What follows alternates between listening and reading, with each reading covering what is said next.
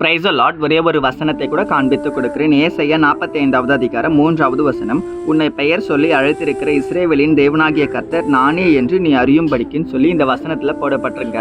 ஆண்டவர் யாருன்றதை நம்ம உணர்ந்து கொள்ளணும், நம்ம அறிஞ்சுக்கணும்னு சொல்லி இன்னைக்கு ஆண்டவர் நம்மளை பார்த்தங்க சொல்றாரு.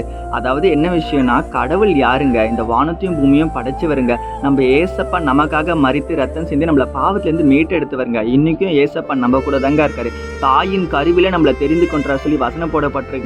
இன்னைக்கும் நம்மள பெயர் சொல்லி அழைச்சிக்கிறாரு. நம்ம ஏசப்பாவுடைய பிள்ளைங்க. யோசிச்சு பாருங்களேன், நம்ம அடுத்த நிமிஷம் நிச்சயம் இல்லாத இந்த உலகத்துல வாழ்ந்துகிட்டு இருக்குங்க. எத்தனையோ உயிரிழப்புகள், எத்தனையோ விபத்துகள் நடக்குதுங்க, எவ்வளோ மரணங்கள்.